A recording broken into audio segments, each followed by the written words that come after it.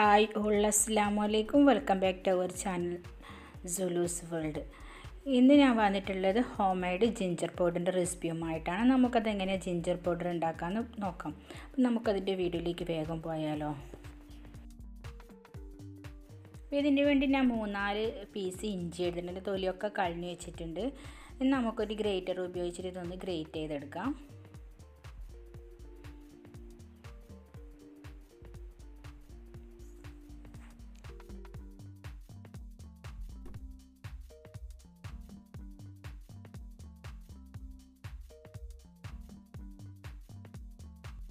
ഇപ്പോൾ എല്ലാ ഇഞ്ചി മൊത്തമായിട്ട് ഗ്രേറ്റ് ചെയ്തിട്ടുണ്ട്. അതിനുശേഷം ഞാനതൊരു സ്റ്റീലിൻ്റെ മൂടീൻ്റെ മേലെ ഫുൾ നിരത്തി കൊടുത്തിട്ടുണ്ട്.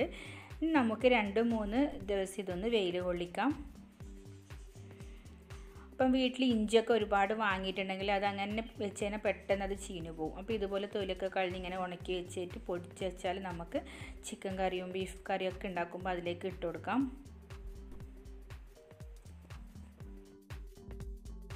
അപ്പോൾ ഞാനിതൊരു 3 ദിവസം ഉണക്കിയിട്ടുണ്ട്. അപ്പം നന്നായിട്ട് ഇത് ഉണങ്ങി വന്നിട്ടുണ്ട്. ഇനി നമുക്കിതൊരു മിക്സീൻ്റെ പൊടിക്കുന്ന ചാലിട്ട് നന്നായിട്ടൊന്ന് പൊടിച്ചെടുക്കാം.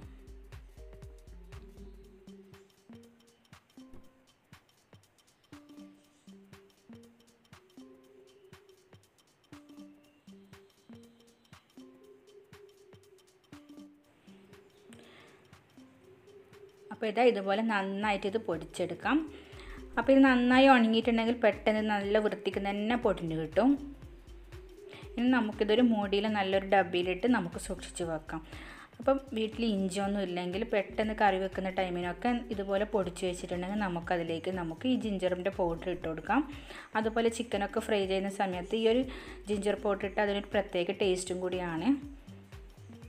അപ്പോൾ എൻ്റെ ഈ വീഡിയോ എല്ലാവർക്കും ഉപകാരപ്പെട്ടെന്ന് വിചാരിക്കുന്നു. വീഡിയോ ഇഷ്ടമായിട്ടുണ്ടെങ്കിൽ ലൈക്ക് ചെയ്യണം, ഷെയർ ചെയ്യണം. എൻ്റെ ചാനൽ നിങ്ങൾ ആദ്യമായിട്ടാണ് കാണുന്നതെങ്കിൽ ദയവ് ചെയ്ത് എൻ്റെ ചാനൽ സബ്സ്ക്രൈബ് ചെയ്യണം. അതിൽ തൊട്ടടുത്തുള്ള ആ കുഞ്ഞു ബെല്ലൈക്കൻ ക്ലിക്ക് ചെയ്താൽ ഞാനിടുന്ന ന്യൂ റെസിപ്പി നിങ്ങൾക്ക് നോട്ടിഫിക്കേഷനായിട്ട് ലഭിക്കും. അപ്പം നമുക്ക് വീണ്ടും പുതിയൊരു റെസിപ്പിയുമായി കാണാം. അതുവരേക്കും ബൈ, ഇൻഷാ അല്ലാഹ്.